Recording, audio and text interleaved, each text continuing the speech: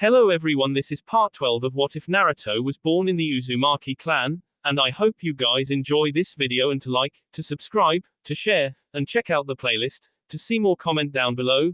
Now let's start the intro. They call me a god. They call me a god.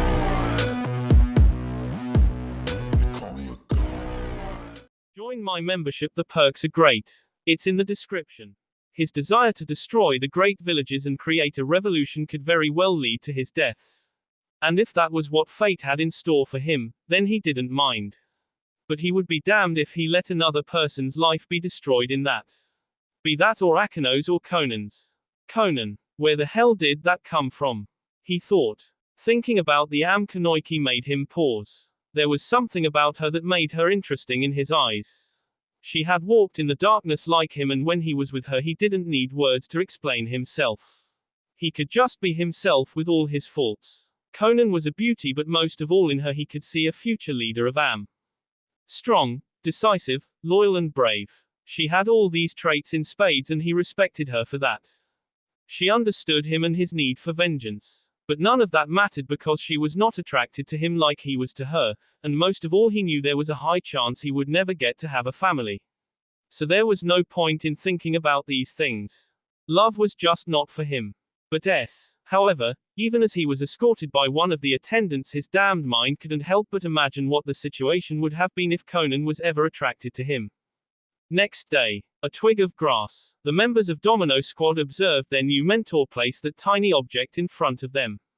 An hour ago, all of them apart from Naruto had received notifications regarding the mission. Considering what was at stake, all of them had agreed and were now standing on the training field. If we are to succeed in our mission, we have to be like this grass. Swift, invisible and flexible, introduced Galatea. What do you want us to do?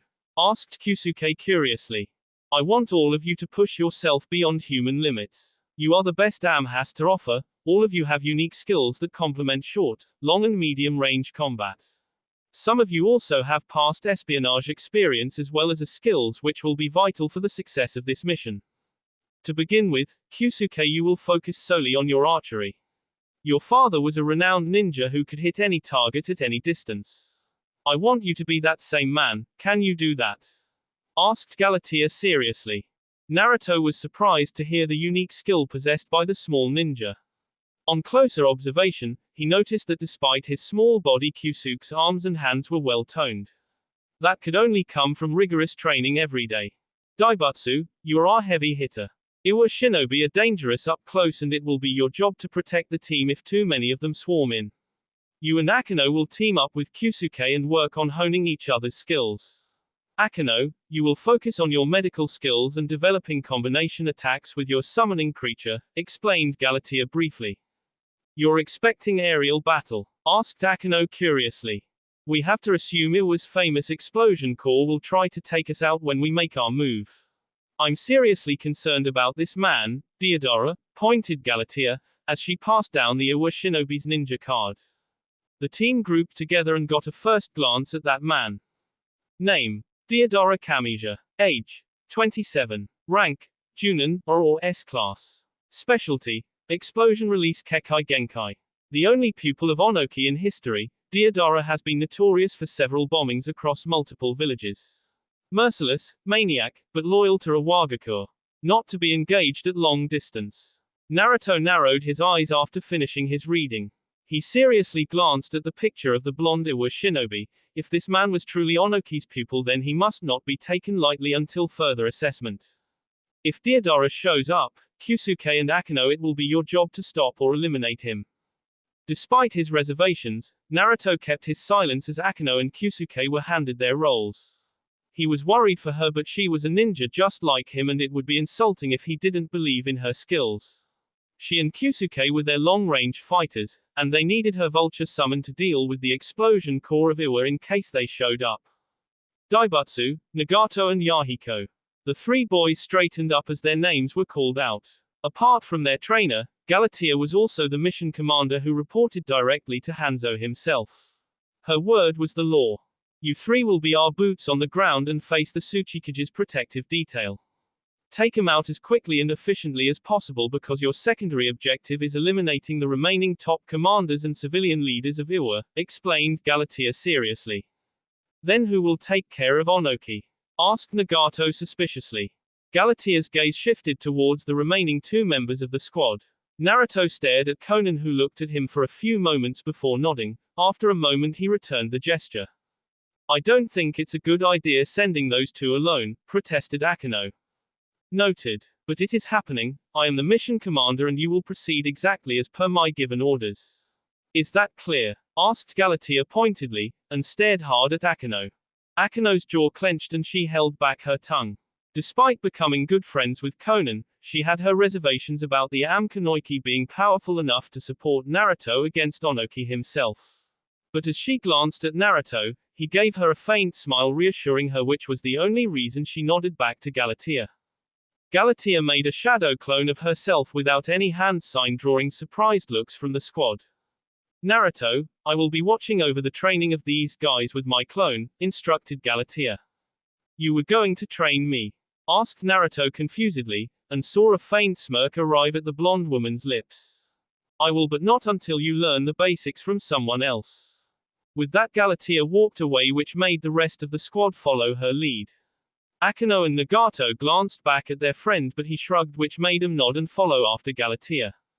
On turning around, he saw Conan was the only one still standing and not following after Galatea. It took him 3 seconds to connect the dots. You're going to train me? Asked Naruto skeptically. Do we have a problem? Retorted Conan calmly. Naruto stared at her for several long moments, but Conan stood her ground and continued observing him as well. Finally, he sighed and decided to take a gamble. She was a capable ninja and he had seen her skills firsthand. If she had something that could help him KO Onoki, then it was his duty to learn. Very well, he agreed, earning an appreciative nod from her. He watched as she pointed 2 of her fingers forward and closed her eyes. Naruto couldn't help but be drawn in as a serene expression came on her face, her blue hair flowing freely in the air. He had not found Conan to be very beautiful when they first met, and that opinion had remained constant until now. But in this moment he could feel her inner calm and peace, her acceptance of herself. Even the rains nor the cold air were disturbing her minutely. The smile that came on her face made his eyes widen as he watched 2 single strands of grass being torn from the ground and raised high in the air. Right before his eyes, those 2 strands were torn apart into several little pieces.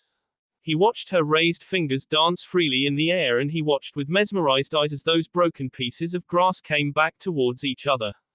He observed the clashing and tangling with acute interest and was blown away when the previously broken strands of grass were made again and carefully placed back on the ground. She slowly lowered her fingers and opened her eyes to see him staring at her. In his gaze she saw surprise, respect, but most of all something she couldn't figure out just yet. We will learn how to do that, said Conan patiently, and gave him an encouraging smile. How can you do that? Asked Naruto in surprise, which made her glance back at the sky as her smile widened. I accepted who I am.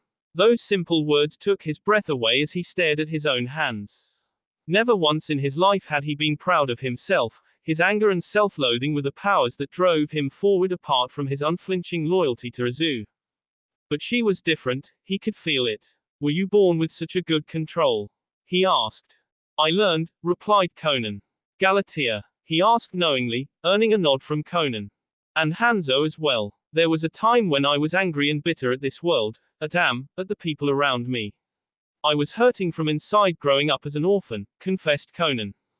You don't have to tell me this if you don't want to, he suggested, knowing how the past had shaped them both to be the person they were today. And she was revealing something very private, and he was hoping she would stop, or else she made him feel obligated to reveal something private from his past. Conan must have sensed his thoughts as she gave him a reassuring smile. You don't have to tell me if you don't want to. I am telling you a little about my past because it is my wish. I am not expecting a similar thing from you. Thank you, he said gratefully, giving her a short smile. This world is dark and dangerous, but it also has beauty to it. Which way we see it depends on from the eyes we see, said Conan kindly. What you just did was beyond masterful chakra control. How did you recreate the strands of grass after tearing them into little pieces? Asked Naruto seriously. Conan gently tapped the side of her head and gave him an encouraging smile as she spoke. I create my worlds, I destroy my worlds. Naruto stared at his own two hands after hearing those words. All his life he had destroyed, whether it be people or things. Galatea, and I believe that it is not your anger or pain that allows you to control your dark chakra. But your brain, said Conan truthfully. My brain? He asked confusedly. Many ninjas are gifted with exceptional strength like Daibutsu, or impeccable aim like Kyusuke, or people with Kekai Genkai. But you have a gift stronger than any jutsu or Kekai Genkai in this world, it's your mind, revealed Conan. I don't understand, stated Naruto. Conan stepped closer to him and without a word took his hands in hers. He wanted to ask her what she was doing, but she gently shook her head, making him stop. She closed her eyes, which made him follow her action. Do whatever I ask of you. Trust me, she requested. Okay, he agreed reluctantly. For several long minutes they both stood still, allowing the rains to fall over them and the strong wind to brush against their bee. He slowly started to lose focus and then she spoke. Imagine yourself to be at the place you crave the most. He followed her request and imagined himself back on the streets of a zoo. His village was not destroyed and instead it was shining in all its glory. This sight, despite only being his imagination, brought a smile to his face. With the people you love by your side. His smile widened as he saw Akeno and Nagato standing by his side. He had his arms wrapped around their shoulders as they all happily walked through the streets of the beloved village. Open your eyes. He didn't want to leave this little heaven he had created, but deep down he knew this was not real despite how much his heart wanting it to be. So, reluctantly he slowly opened his eyes and the first thing he saw was her eyes looking at him. A smile dancing across her lips, he felt a tug at the fingers of his right hand. Looking in that direction, he saw his hand outstretched with Conan supporting it. His heart stopped, for they both were currently surrounded in a swirling tornado of grass blades uprooted from the ground. Hundreds of grass twigs could be seen breaking and joining back over and over again.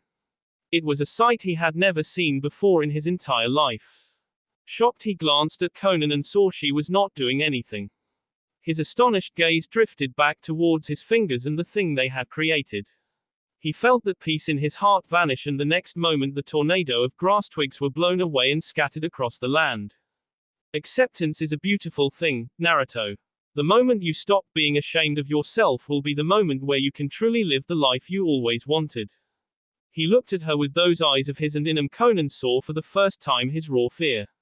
His life was built on the beliefs that he was himself responsible for all that had happened to him, but the moment he stopped believing that, he would not know who he was.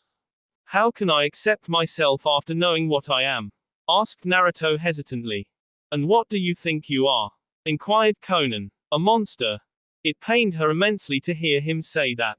But she also knew this was what truth was for him. She could only imagine the type of life he must have lived for him to reach this point.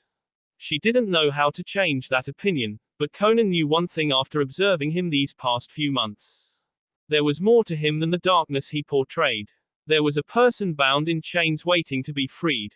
A person shunned his entire life by the entire world.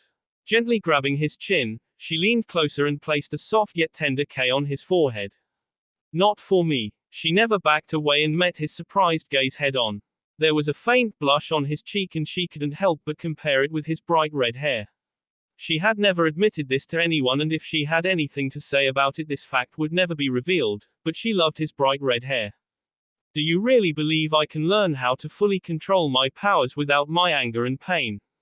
He asked seriously. Yes, but if you only give it your all. Believe that you can do it and leave the rest to me and Galatea, proposed Conan. So, should I call you sensei or master?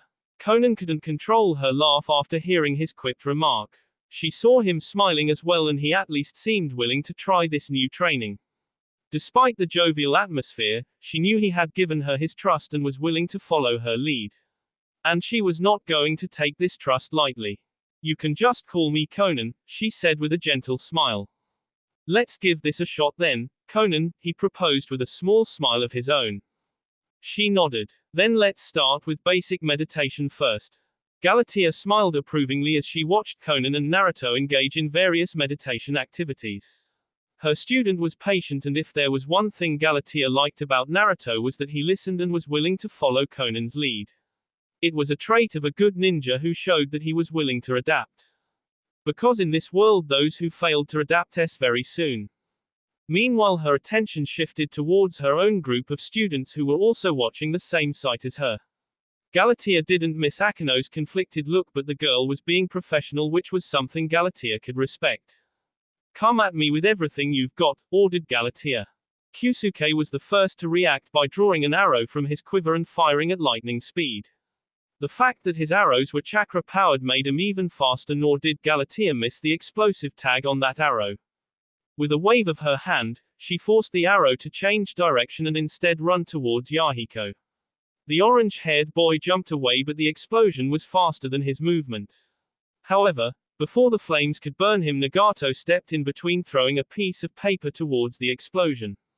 Fuin. Galatea couldn't help but be proud on seeing Nagato display his mastery in Fuinjutsu as he sealed away the entire explosion. From behind him, Akino jumped and unleashed several pointed senbon, which on gaining trajectory shrouded a good portion of sky by multiplying. As soon as Galatea jumped, she felt a presence behind her. From the corner of her eye, she felt Daibutsu's staff approaching and flipped quickly. That move left her open for Yahiko, who made a horizontal S towards her C.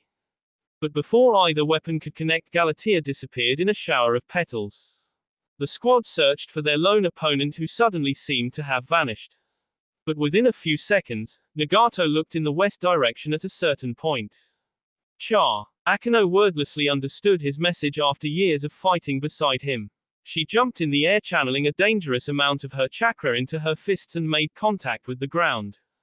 The other squad members were shocked when the entire ground was blasted into tiny little pieces, out of which Galatea jumped completely unscathed. Akino followed after her by jumping across the flying debris at great speed. She made a hand seal, making 3 shadow clones join her fight. Galatea was impressed with the girl's chakra levels and raw strength. Her clan had trained her well. She also felt Kyusuke unleash another series of arrows just as Akino closed in. Galatea grabbed one of Akino's clones, twisted her and used her as a shield against the arrow. When the clone was destroyed, she gave a roundhouse kick to the next clone, making it disappear. The real Akino closed in with her last clone, and Galatea saw the chakra scalpel waiting to strike in their hands. With a loud roar, she unleashed raw chakra from her body, sending her opponents crashing away. While the clone was destroyed, Akino rolled across the ground and was stopped by Nagato. On seeing Daibutsu approach, Galatea made a series of hand seals which helped her unleash a massive fireball towards the bulky ninja. But to her surprise, a powerful stream of water clashed head-on with her attack, courtesy of Yahiko and Nagato. They were protecting their comrade, which allowed Kyusuke the chance to continue his attack on her. They were good and willing to watch each other's back, which was a good start. But they had a lot to learn, and it was time she showed them that. She clasped her hands together, and it was the moment when all of them were effortlessly lifted off the ground and flung wildly in the sky. Galatea knew her telekinesis powers were limited, but they would be enough for these kids. She took great pleasure in thrashing them all against each other in the sky as they cried out painfully. For several long minutes, this painful exercise followed, and when she was sure they had enough, Galatea thrashed them mercilessly towards the ground. She herself felt some exhaustion in her body. Even after all these years, using her mental powers took a toll on her body.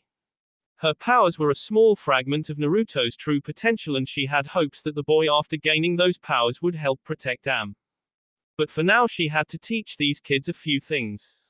Despite the violent thrashing they had just received, Galatea smiled when the sore and bruised kids shakily got back on their feet and stood as one against her. Again, Sunagaku, a fully healed and healthy Pakura, currently knelt before the man she considered the greatest leader of their world.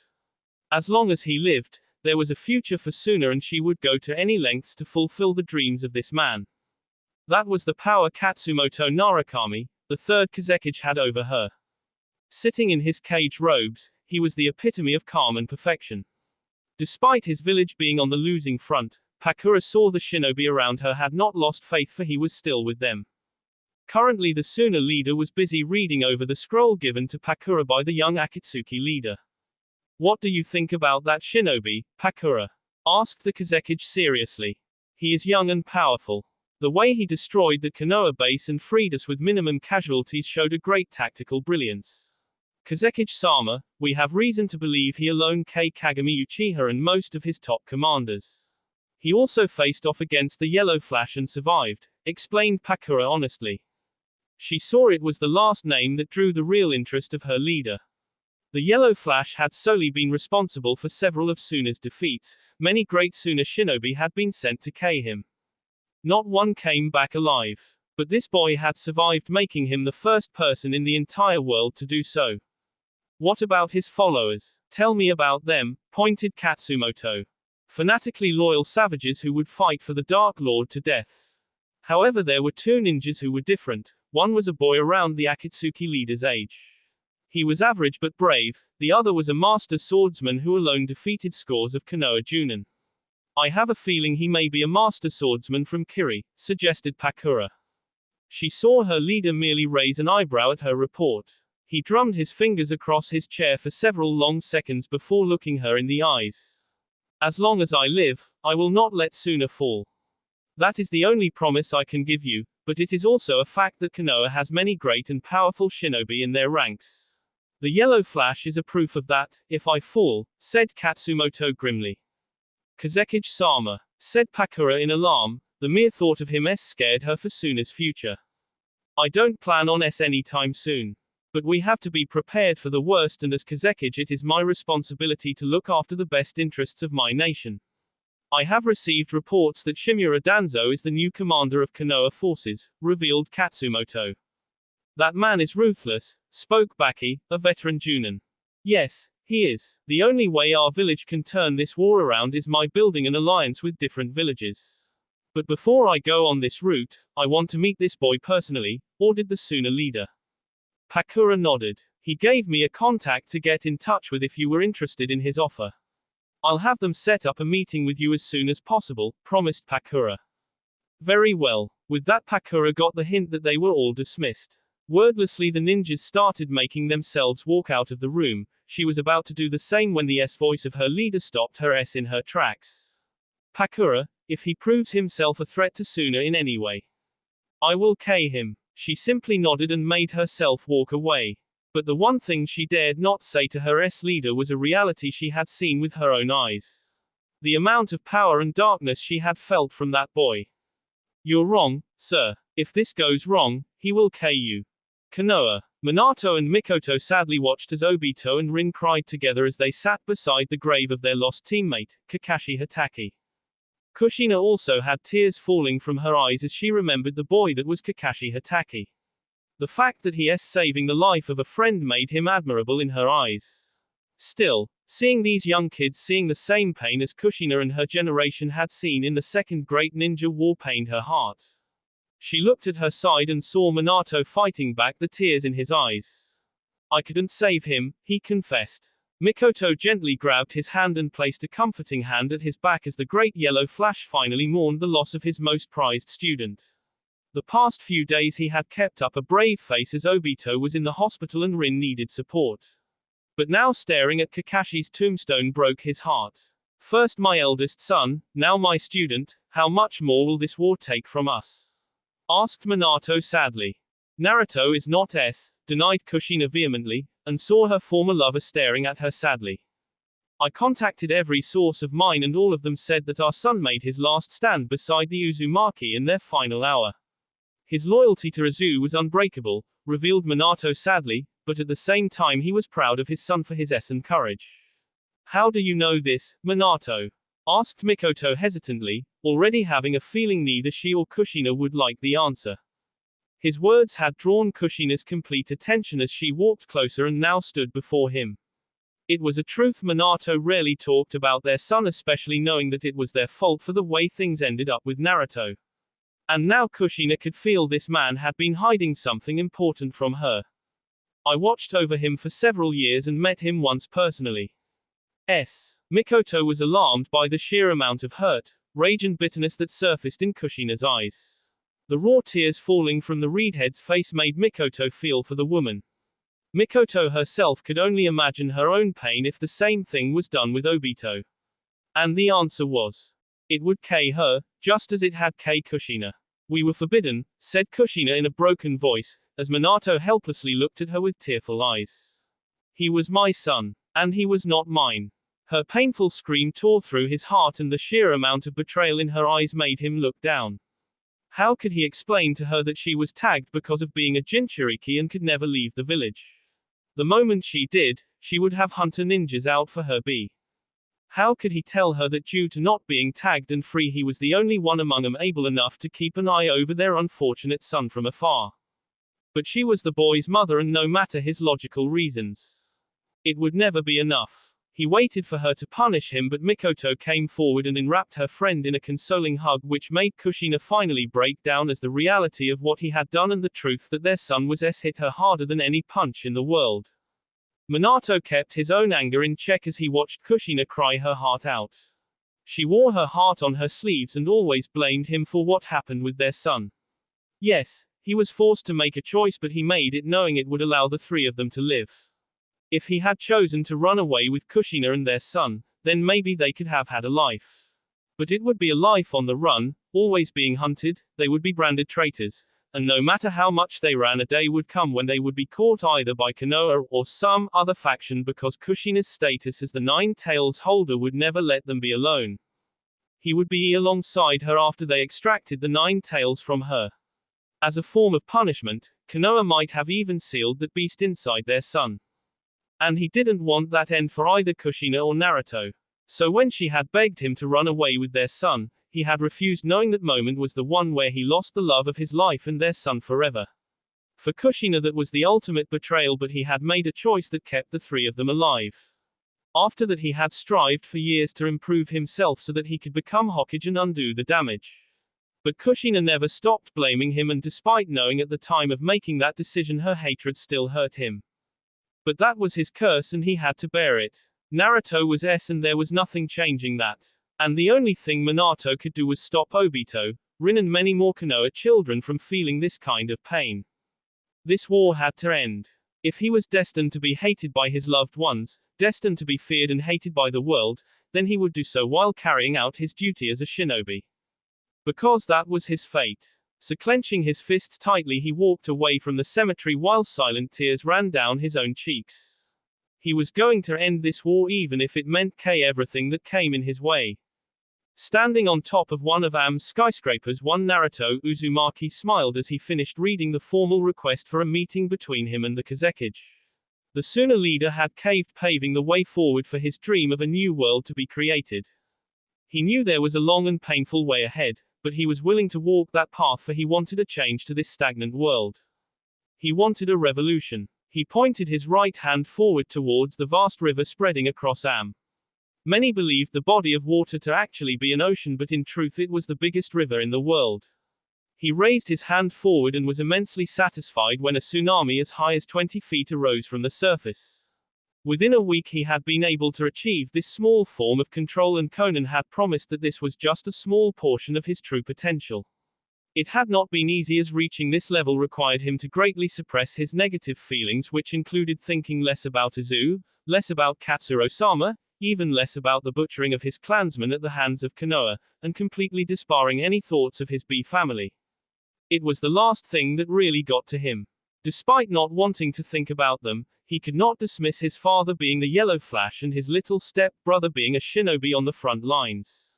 He had accepted the card that life had dealt to him, but one question still plagued his mind every day. Could he really kill them all? His father, his brother, and his mother. They were all defenders of Konoha who would protect that damned village till their breath. And as long as Konoha existed, his revolution would not succeed. While he was the last ninja of Izu, a voice seeking justice in a cruel world, a small flame desiring change. There was no way he was giving up on his dream, because the world he sought was the future where his friends and clan could start again and live in peace and happiness. But it also meant that he had to kill his entire family. Granted, he had no love for them. In fact, he hated them, but there was a big difference between hating someone and killing them in cold blood. Nobody knew that difference better than AK like him. Despite all of this and the pain his parents had caused him, he owed Minato and Kushina one single debt. They gave him birth. That was a debt that weighed heavy on his heart. All his life he had operated by his ledger and his debts, and he always cleared them. But this one was greater than any other debt, and he knew he had to pay it back somehow for his own sanity, because the day he did so would be the moment he would be completely free of Minato and Kushina. He didn't know how things were going to work from here on out, but one thing was certain. For a new world to rise, Konoha had to fall. He then went on to open the next scroll that was sent to him by Kisame. As Naruto went through it, his surprise knew no bounds. But with it arose his anger. Those vultures, Kirigakure and Iwagakure, had pulled out all their forces out of the Azu after recovering what they deemed precious and destroying the village along with majority of its shinobi. But Kumogakure was still there and had turned the ruined village into an experimental lab where nearly 1,500 Uzumaki who were captive were being experimented upon. And his Azukage was maybe still alive. Words couldn't describe the hope that surged within him. A lone tear fell from his eye as he again read over the information Kisame had given him. His people. He had left them behind once but not again. But Kumo had nearly 1,000 of their shinobi, including several Kinkaku squadrons stationed within Azu. Even if he combined each and every Akatsuki under his command, he still didn't have enough men. That would not stop him from trying, but if he failed, then every single one of his imprisoned clansmen would. He needed help. Hanzo was surprised when one of his servants had informed him that Naruto Uzumaki wanted to meet him immediately in the middle of the night. If it was anyone else he would have told him to go away, but that boy was special and crucial for Am's future, so despite being tired the Am leader decided to meet the boy. An hour later, as he finished reading through the information in the letter given to the boy, Hanzo was shocked. "Are you sure this is correct?" asked Hanzo seriously, looking the boy right in the eye. "Positive." Hanzo continued staring in his eyes and for the first time saw so many emotions. There was hope, anger, anxiety, but most of all a desire to fight, even as if that was what it took to free his people. It brought a smile to the old man's face. "You're going to save them." The sheer level of conviction in his eyes drew Hanzo's respect for him even more. "I will," he promised. "You will," warned Hanzo, yet he smiled. "So be it. I swore an oath to protect the Uzumaki, and as a ninja of Azu it is my duty to save my people. If my death is what's required for those 1,500 souls to be freed, then I will happily give my life." Hanzo nodded respectfully. He had always admired how the boy had always remained faithful to his clan and village despite the destruction. It was this loyalty that had made him trust the boy, yet even so without help his chances of success were non-existent. And they both knew it. Hanzo knew what the boy wanted, but at the same time he waited and didn't say anything as he continued staring at the boy. Naruto could see it in those veteran eyes. The Am leader was testing him just like every cage. But today was not about his pride. This moment was about the fate of his people, and the Uzumaki clan was his family. And there were no lines he would not cross for family. Hanzo's eyes widened in astonishment when the proud Naruto Uzumaki, who never backed down, now knelt before him respectfully. It was a sight Hanzo would never forget, which also made him get up from his chair. To set one's pride aside as a ninja and as a person, to bow before someone you had no loyalty to, was a feat not many shinobi could accomplish. This boy may hate the ninja world, but his love for the Uzumaki exceeded anything else. "Salamander Hanzo, I Naruto Uzumaki need your aid in saving my clan," requested Naruto. "Stand, Naruto." The boy obeyed his command and now stood before him. "You and I both know Am doesn't have enough ninja for such an operation. We can barely defend our own borders, but at the same time you have done more for our nation than many others. I cannot give you my army, but I can give you my best soldiers," offered Hanzo honestly. "How many?" asked Naruto, and tried his best to hide his disappointment. He had known Am didn't have enough shinobi, but he had to make a try no matter the result. "One squad." It took one glance in Hanzo's eyes to discover who he was willing to offer for this mission. Many people would be outraged at such little offer for help, but Naruto knew what Hanzo had just offered was priceless. This man was willing to give him Am's best soldiers, knowing that if they in this mission, Am would be severely weakened against Iwa's upcoming invasion. He was placing the Uzumaki's survival above his own village's future. "Hanzo, said a shocked Naruto. If the Uzumaki you want to save are even half as loyal and brave as you, then I am willing to take this risk. I cannot give you my army, but I will personally aid you in this battle. Naruto's eyes widened in shock even further on hearing those words. He had came here expecting little to no help, and yet this man was going so far for someone like him. Hanzo inwardly smiled on seeing the boy not able to understand why he was doing this. Naruto was powerful, but he was so young.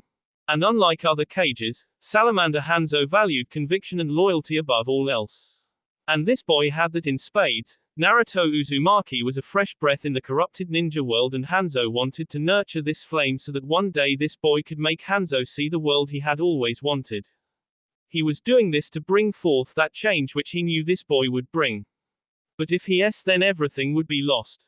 I can't ask you to do this, said Naruto hesitantly. I am making this decision of my own free will. You will need my help in saving your people, and for Kumo to not discover as to who attacked their forces, we will have to make sure not a single one of their ninja survives, explained Hanzo seriously.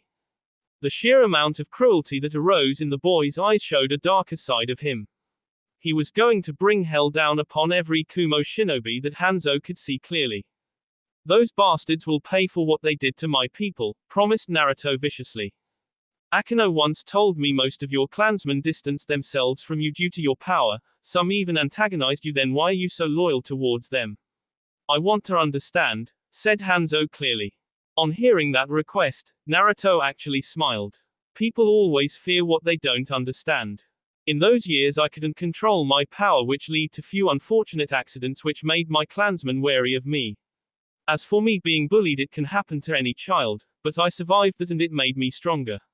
My clan is a rough bunch and hard to please. They feared me, but that didn't stop them from looking after me. They gave me a home, food, and the chance to use my power for something good. I don't expect you to understand, Hanzo. But I came with little to nothing in this world. It made me cherish what little I was given, and the Uzumaki clan is my be. I don't care if I am dangerous bastard in their eyes, but as long as I live I won't let them fall, explained Naruto. As he said his story, he couldn't help but remember his past life with the Uzumaki clan. He was a bastard son who could never receive the name, love or company of his parents. He was a freak whose powers destroyed everything. He had two friends he cherished more than anything in this entire world. He was a soldier of Uzu. Never forget who you are, Naruto Uzumaki. And the world will not forget you either, thought Hanzo proudly. The leader saw clearly what the boy felt in his heart in those blue eyes of his. As he continued staring at this young boy, it made him wish that he had a son just like this boy. One who would carry forward to a great future, one who would be as fierce and loyal like Naruto Uzumaki. Come with me, said Hanzo as he laid his hand on the boy's shoulder. The next moment Naruto felt the familiar sensation of a shunshin as Hanzo transported them both. When his vision cleared, he saw himself standing in an open green field full of tall trees. It was the closest thing to a forest Am's capital had. He looked at Hanzo for explanation and could surely feel the old man smiling behind his mask. Hanzo gave out a whistle as Naruto sensed movement among the small forest. The sound of footsteps assaulted his ears as he waited. His breath got stopped on seeing what came out of the forest. Pure white as the winter's snow, a proud creature larger than any horse, twin eyes as red as the color of red, a growl that would put most men to their knees. A white wolf. Mesmerized, he watched as the beautiful creature came running forward on seeing Hanzo. The leader knelt down and happily embraced the wolf as it tackled him to the ground. No words were said, but as he watched the fierce wolf happily lick the leader, Naruto could see they shared a very old and close bond. Just like family. After several moments of bonding, Hanzo finally got up to face him as the beautiful wolf adopted a protective stance around the leader. Hanzo gently patted the creature, which made it relax and stop its growling. Ghost belonged to my younger brother. They were battle partners. Naruto was more than surprised on hearing what Hanzo had just revealed. It was something extremely personal, as even he had not known this man had any sibling. One look in the old man's eyes was enough to see how much he must have loved his younger brother. You remind me of my younger brother, Naruto. He was brave and fierce. One of his legs was twisted, but that didn't stop him from defending two young girls from being raped by a shinobi. It costed him his life, but he still fought, said Hanzo sadly, but there was immense pride in his voice as well. The Uzumaki knelt before the wolf as the creature and he stared into each other's eyes. It was searching his soul through his eyes, and Naruto allowed his dark chakra to turn his eyes pitch red just like the wolf's. Instead of being threatened, the wolf howled and gave his face a gentle lick. It touched Naruto's heart immensely to see this creature not running away despite seeing him for the monster he was. Hanzo himself knelt down and patted the wolf affectionately. My brother always felt that this world was still beautiful despite the darkness. He believed that one day people could live in peace, and when it became my dream to fulfill his dream. I have tried my best by bringing Am and the samurai together, but I need help in bringing the world together. Will you help me? Asked Hanzo, as he extended his hand towards the young boy with bright red hair. A firm grasp of his hand followed by a tight squeeze, and a fire in those demonic eyes arose.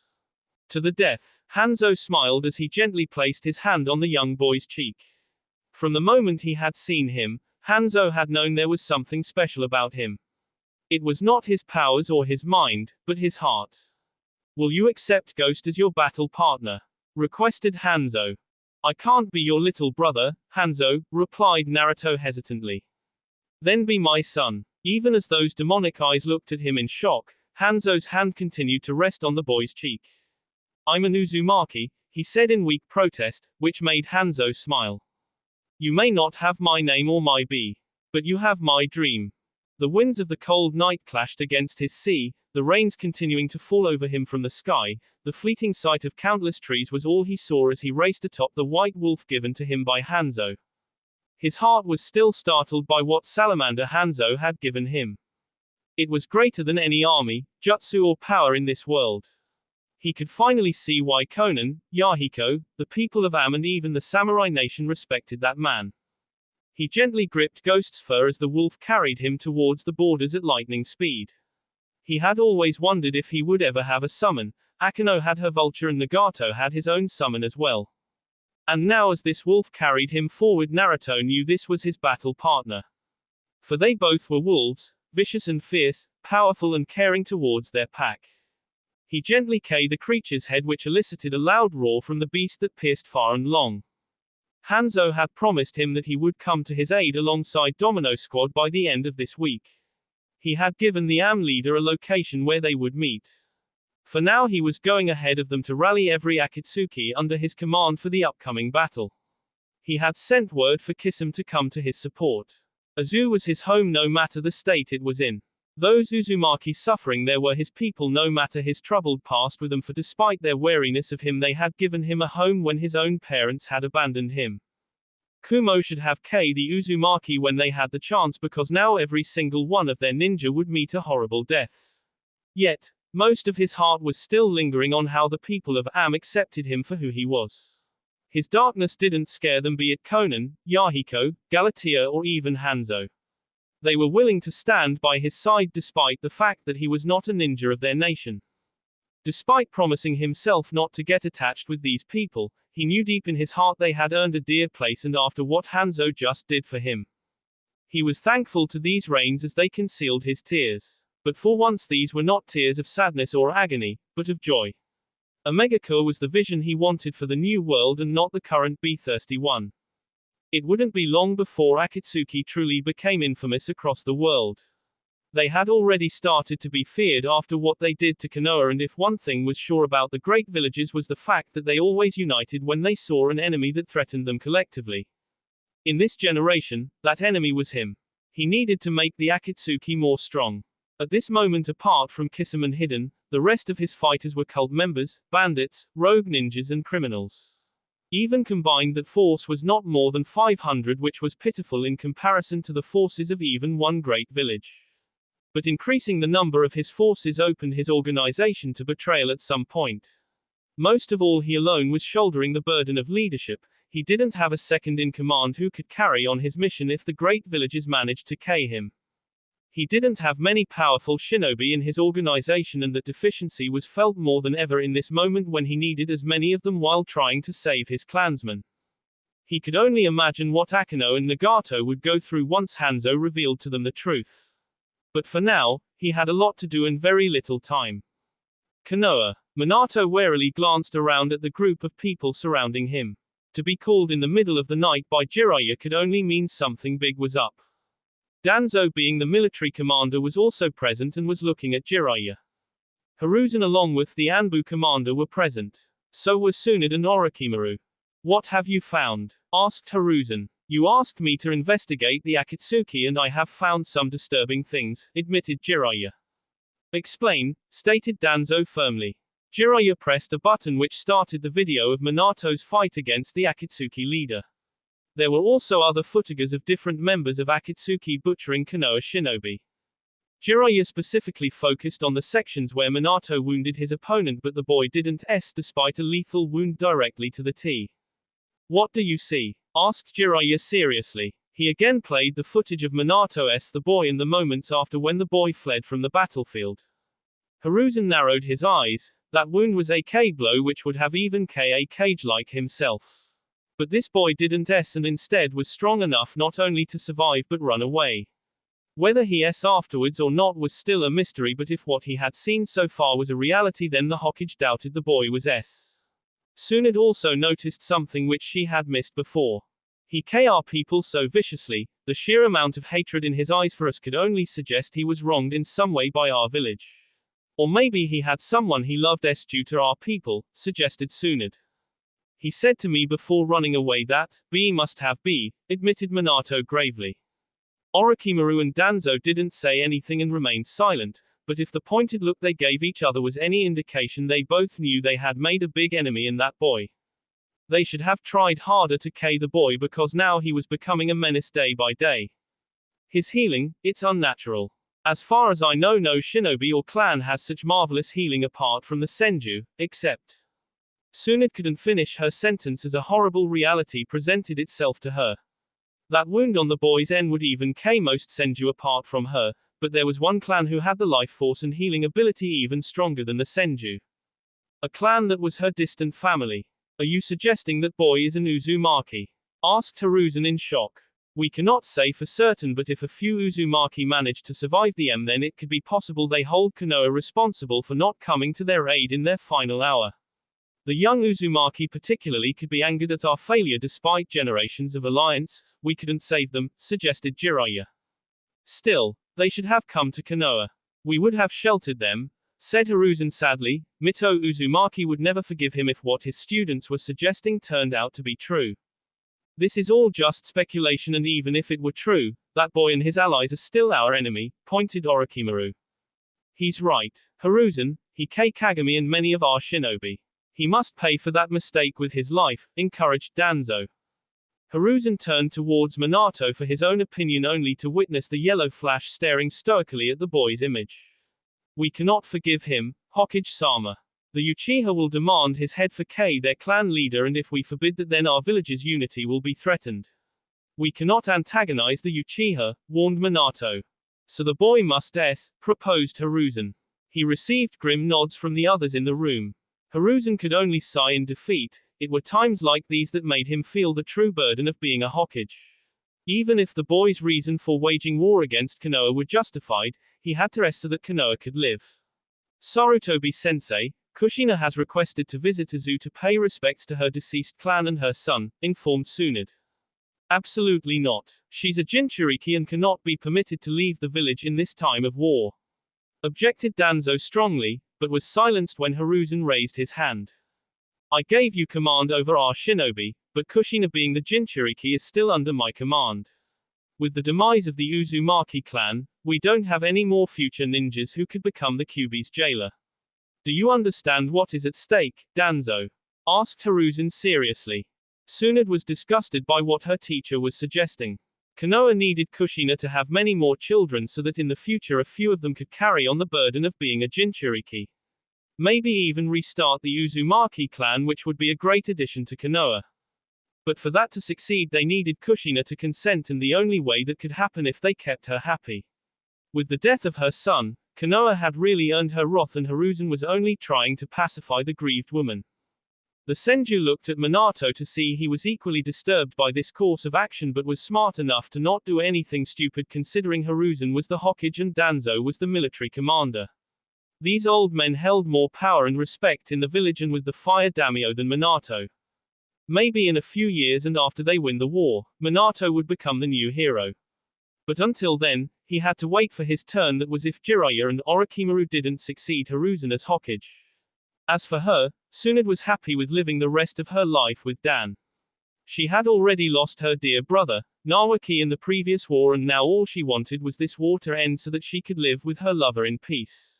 Yet she couldn't help but lament the fact that this was not the ninja world her grandfather, Hashirama Seiju, had dreamed of.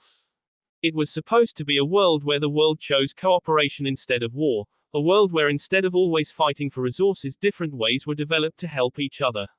It was possible if men were willing to put aside the pride and ego, but she was yet to see that change.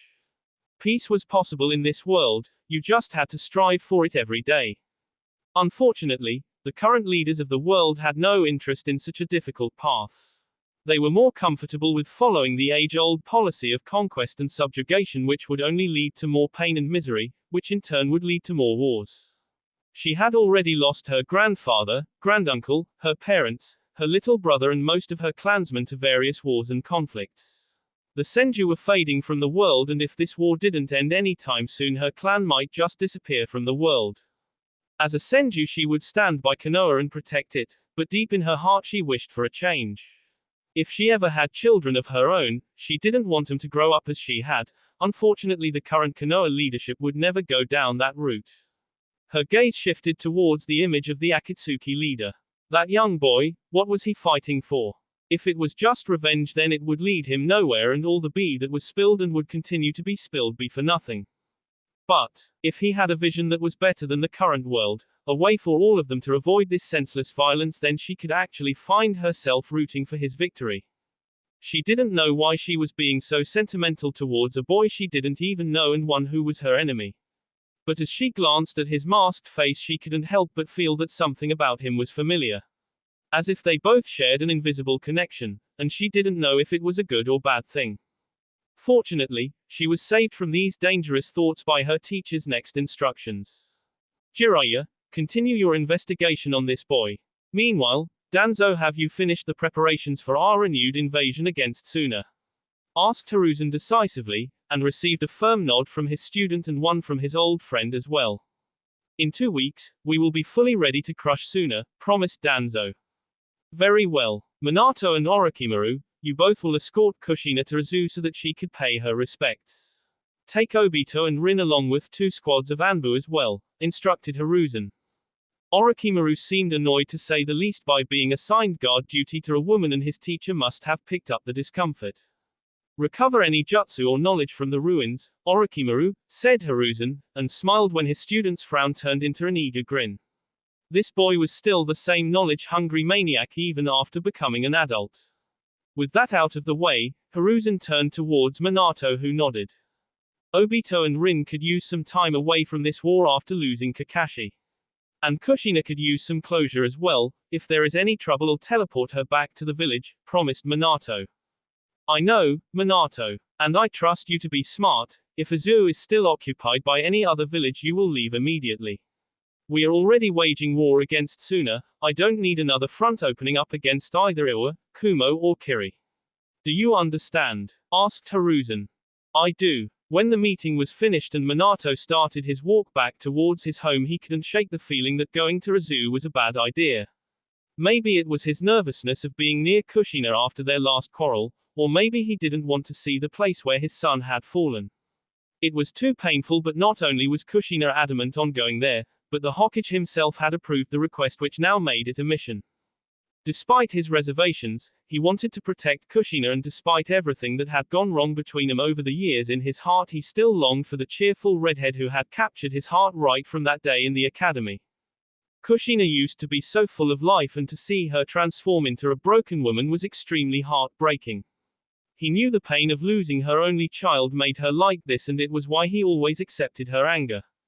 Their son being forcefully taken away from them was the moment when they lost each other, and he couldn't help but wish in vain that maybe out of all this suffering they could find each other again. It was hopeless, he knew, but gods, he loved that woman. She drove him crazy, but was also the best thing that had happened to him. Even now, after being with many women, In his heart he knew in this life he belonged to Kushina Uzumaki even if she didn't need him. He could only wonder, just what did Uzu have in store for them?